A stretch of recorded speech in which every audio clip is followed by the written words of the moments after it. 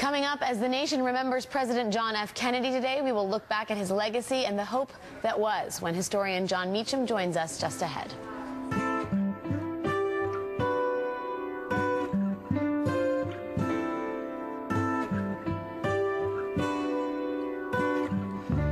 I kept cards and caravans close to me.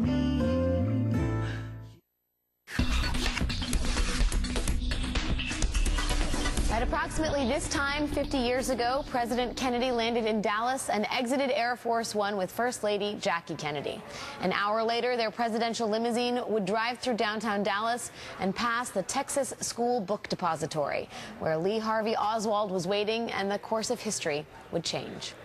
After the break, President Kennedy was an inspiring and iconic leader, and his untimely death left the country at a crossroads. We'll discuss unfinished business and the Kennedy legacy when author and historian Jon Meacham joins us. That's next.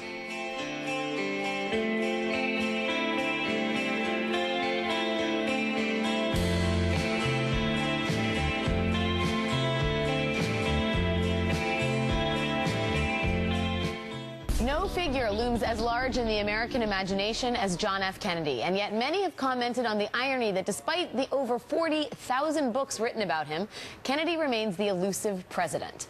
A life tragically cut short has left historians debating many of the what-ifs of Kennedy's legacy, namely, would he have adopted the same course in Vietnam, and could he have achieved the same landmark civil rights victories and social programs as his successor?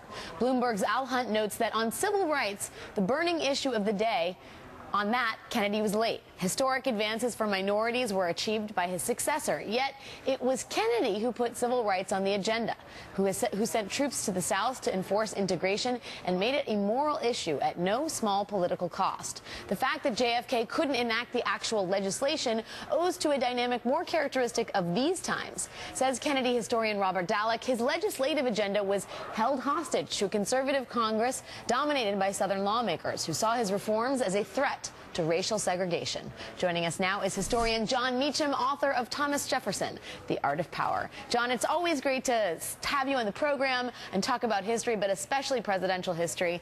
What do you make of Robert Dallek's assessment, basically, that Kennedy was a civil rights champion and is sort of an unsung one at that, insofar as he really laid the foundation in a way that he, was fundamental in terms of passing the actual legislation? It was. I mean, it was, in fact, you can go back to the 1960 campaign when Harris Wofford and some of the liberals around Kennedy convinced candidate Kennedy to call Coretta Scott King after Dr. King had been imprisoned in the South, which was a remarkable moment in shifting allegiances for many African Americans who were fairly reliable Republican voters to the Democratic Party. It began a shift that continued after the tragedy of Dallas and into the 1960s. I think one of the tragedies of Dallas, if not the central one, besides the human crisis that it provoked, obviously, is that John Kennedy was learning how to be a great president. He came in not particularly prepared for the office. He was a young man, 43 years old. In April of 1961, he authorizes the Bay of Pigs invasion of Cuba, which was a total disaster. He said himself that in a parliamentary system, I would have had to have resigned. He called Dwight Eisenhower to come to Camp David, and Eisenhower asked him a critical question that every president since would be well advised to ask, which is, did you have a meeting with everyone involved? Did you ask all the questions? And Kennedy admitted that he hadn't. And so in October of 1962, when we came as close as we've ever come to nuclear Armageddon, what did he do? He convened a 13-day running meeting, XCOM, where he deliberated the issues and came out on the other side of what Arthur Schlesinger once called the most dangerous hour in human history. He was learning how to do this, and the tragedy of today is what we lost in the sense of a very bright man who understood history and wanted to make a difference. You know, Ryan, we talk about the Kennedy era as this sort of halcyon, rosy time when change was, you know, when we had a functioning Congress and we had this great leader who rhetorically could persuade even the most intransigent of enemies. And yet, as John points out, he was in many ways learning the ropes as he was on stage. His life was tragically cut short, but, you know, he was an unsung hero on certain things and probably overestimated on others. And I think we talked about the dysfunction in Congress that Kennedy faced. And I feel like it's almost a balm to people like you and me who didn't know President Kennedy and report and talk about the current political landscape that we live in and how dysfunctional it is. But really, you know, America has been grappling with big issues for a long time, and partisanship is not something new to the 21st century. Right. And he did one legislative thing right, which is worth mentioning in light of this filibuster reform yesterday, which is that he basically changed the way that the Rules Committee operates in the House leading up to 1960, so that there wouldn't be this, you know, this force of obstruction in the House, which allowed him to get a bunch of his stuff through there. But he was totally jammed up in the Senate.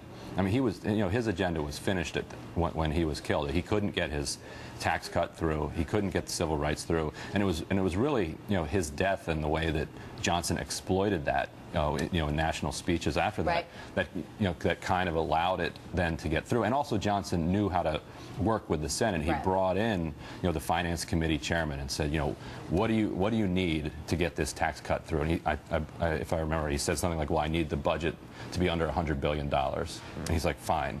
Johnson was a political animal in that He's like, sense. we'll make that happen if you give me the tax cut and ban. And he made it happen. But Kennedy was not in that nitty-gritty type of legislative style, so he hadn't been able to make any of that happen. The mud pit of politics. John, but, you know, the way in which Kennedy framed the issues of the moment, and not only his sort of moral stance on the issue of civil rights, but that's not what, you know, your country can do for you, but what you can do for your country, the establishment of the Peace Corps, the notion of civil service as it is sort of writ large in the 20th century and parts of the 21st is really, I mean, Kennedy owns that. And I feel like that spirit, it would be pleasant if our politicians could maybe return to that, given the vilification of civil service in the modern era. Yeah. No, there are two things about that, I think. One is that he saw politics as a noble profession, and should have. It is. It's the only way we have to conduct our public business. A republic depends on politicians, and they are both makers and mirrors of the rest of us. He understood that. He loved politics.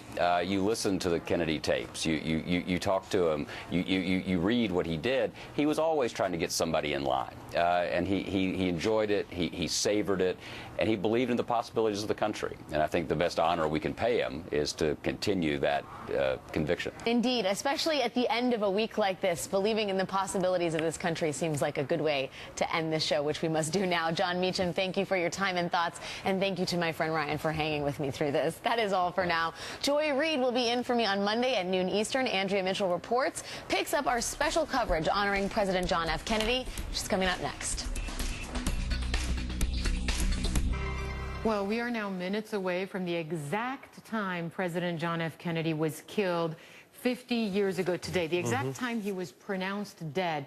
Take a look at these live pictures of Dealey Plaza in Dallas, where he was gunned down. And as we were mentioning, Michael, the city is holding its first official ceremony to mark the tragedy since the assassination. Yeah, it seems extraordinary, doesn't it? You see the crowd there. There's been a moment of silence. There's going to be that. You're going to have military jets flying over. Some of the president's speeches are going to be read, and there is going to be a new JFK monument that's going to be unveiled. It's actually located on the grassy knoll on the Elm Street side of there. And the inscription that's on it is actually the final part of the speech that JFK was on his way to deliver at the Dallas trademark on that day. And Kennedy was the nation's 35th president, one of its most beloved leaders. And this week has given us all an opportunity, really, to revisit history, to revisit the legacy of John F. Kennedy. What would the U.S. have been like had this assassination not happened? These important pieces of legislation, the Voting Rights Act, the Civil Rights Act. He was moving towards the detente Vietnam with War. China at the time. So many things would have potentially been different. Either way, it's just been an opportunity for all of us here in the U.S. and also, as we know, around the world to revisit this important moment. A lot of interest around the world indeed. Thanks for your company here on Around the World. We're going to hand it off to Wolf Blitzer for now, though. Thank you. Hello, I'm Wolf Blitzer in Washington. I want to welcome our viewers in the United States and around the world. It was 50 years ago, during this exact hour, a beloved American president cut down in his prime, leaving a nation shocked and grief-stricken. In Dallas this hour, a solemn ceremony marks the 50th anniversary of President John F. Kennedy's assassination. The images are etched in our collective memories. The president and the first lady in the open-top limousine, the motorcade making its way toward Dealey Plaza. No signs of the tragedy about to unfold. Today, the crowd gathered in Dealey Plaza will pause for a moment of silence at 12:30 p.m. local time. That's 1:30 p.m. Eastern.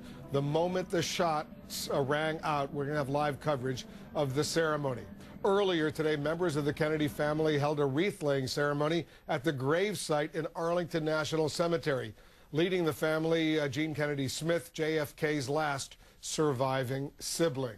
We have a team of correspondents, authors, commentators who will be here with us throughout this hour. They'll share their reflections on the assassination and the anniversary, as well as the legacy of President Kennedy. We want to start, though, with our investigative reporter Gerald Posner, the historian David Kaiser. They're both in Watertown, Massachusetts right now. Correspondent Ed Lavandera is standing by, as is our own John King. Give us a quick thought, Gerald. Let's start with you. This is the hour he was shot exactly 50 years ago today. Wolf, every minute that passes, as we're talking right now, there is something taking place 50 years ago in the setup to the assassination. Just a few minutes ago, as a matter of fact, 3 of Oswald's co-workers in the Texas School Book Depository decided to go downstairs for lunch. And one of them said, "Are you coming along to him?" And he said, "No, send the elevator back up." And they went down. And in the next few minutes, as the president's coming down Main Street, it's Lee Harvey Oswald who's taking some boxes and starting to form the sniper's nest. The police will find after the assassination. So the lead up to 12:30, when the president is killed, is filled with the time for the preparation for the killing by Oswald. And we're passing those every moment as we're speaking right now. David Kaiser, give me a quick thought as we begin our special coverage this hour. You've spent a lot of time academically studying this moment. Well, I did, and I had written a book about Kennedy and Johnson in Vietnam during the 1990s, and then came the big release of documentation thanks to the JFK Records Act, which gave me the opportunity to look into the assassination. I do agree with Gerald Posner that Oswald killed the president. I disagree in that I think he did it on behalf of organized crime. But it took a long time to understand that because we had to understand the context, which involved Robert Kennedy's war on organized crime and the ways in which they were thinking about retaliating and certain links and connections that Oswald and Ruby had and so on. But I laid that out all as thoroughly as I could some years ago in The Road to Dallas. Your book and Gerald Posner's book. We'll get to that a little bit later this hour. I want to go to John King right now. He's on the scene for us in Dallas. John, you're there with Ed Lavandera, our longtime Dallas correspondent. John, I know you grew up in Boston. The JFK assassination 50 years ago this hour had a really powerful impact, especially on folks in Massachusetts, his home state. Certainly, Wolf, the Kennedys it was Camelot in the country, I guess they called it at the time, but the Kennedys had been, and then from those days on were, because of Ted Kennedy. Bobby Kennedy obviously was a senator from the state of New York, but the Kennedy family was the royal family of Massachusetts for some time, and I was just a week shy of 3 months when President Kennedy was assassinated, so I have zero memory of it, but my mother used to tell me about that day in the house, about sitting on her lap when she was watching the television reports of that horrified day.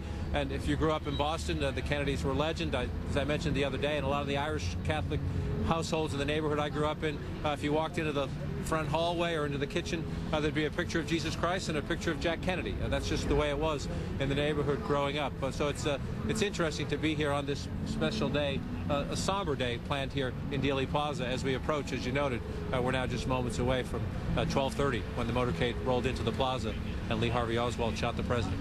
Yeah, 25 minutes from now, that would be the exact moment 50 years ago. Ed, you've lived in Dallas for a long time. The city has struggled over these 50 years in dealing with the assassination. They're doing something very different today. Explain what's about to happen.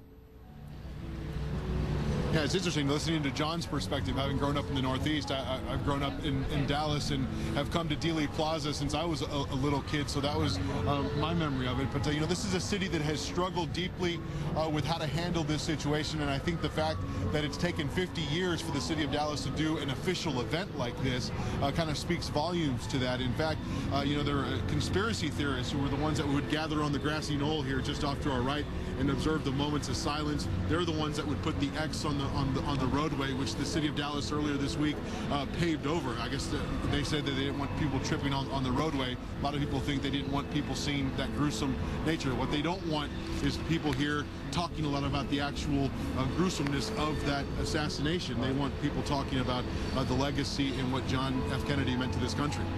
Yeah, and that's we're going to be eyewitnesses to this 50th anniversary hour. Says two things seem to happen simultaneously. Morgenthau happens to be looking up at the house where there's some painters painting it. One of the painters has